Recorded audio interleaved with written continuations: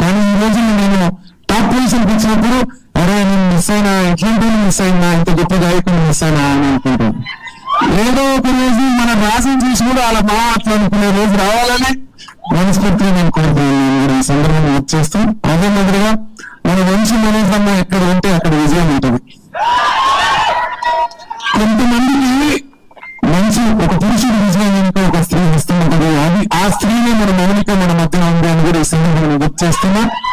కొంతమందికి ఎందుకు వస్తుందో కానీ లేటెస్ట్ గా వస్తుంది అన్నది కూడా ఇప్పుడు. ఎందుకంటే తెలుగు ప్రజలందరూ కూడా యూత్ ఈనాటి మా ఇంట్లో మా బిడ్డలు ఇద్దరు ఉంటారు. అన్న ఈ రోజు నాన్న ఈ రోజు మన మంచి మనోజన్న వస్తుండే ఈ ఫంక్షన్ తొందరగా అని చెప్పారు. కానీ ముందే వచ్చింది అన్న లేట్ వచ్చారు. అది చాలా సంతోషం. మరి మౌనిక కూడా మీ జంట చాలా సూపర్ మేడం, చాలా సూపర్ ఎంతో. ఎందుకంటే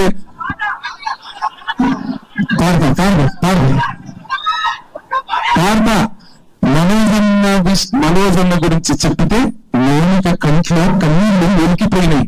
ఇట్లా ఉండాలి ప్రేమ అని కూడా ఈ సందర్భంగా గుర్తు చేస్తాను. ప్రేమ అంటే ఇట్లా ఉండాలి. మనోజన్న చాలా అదృష్టవంతులు మౌనిక ఇద్దరు కూడా ఒకసారి గుర్తు చేస్తూ ఈ సినిమాలో మిట్టపల్లి సురేందర్ అన్న ప్రతి లైన్ కూడా అందరూ రాస్తారు, కానీ పేపర్ చూడకుండా పాట మొత్తం పాడి అనిపించాడు. అది మన తమ్ము మన మిట్టపల్లి సురేందర్ అంటే అది అని కూడా ఈ సందర్భంగా మన మీడియా తమ్ముడు కూడా ఎన్నో ఇట్లున్నాయి. నాకే తెలియదు, నేను సినిమాల పట్ల కొంచెం చాలా తక్కువ అవగానే ఉంటుంది. నాకే తెలియదు అన్నిట్లు నేను ఇట్లా నేను వింటుంటే ఇంత గొప్పగా మనోడు సురేష్ బొగ్గులు అంటే అనుకున్నా.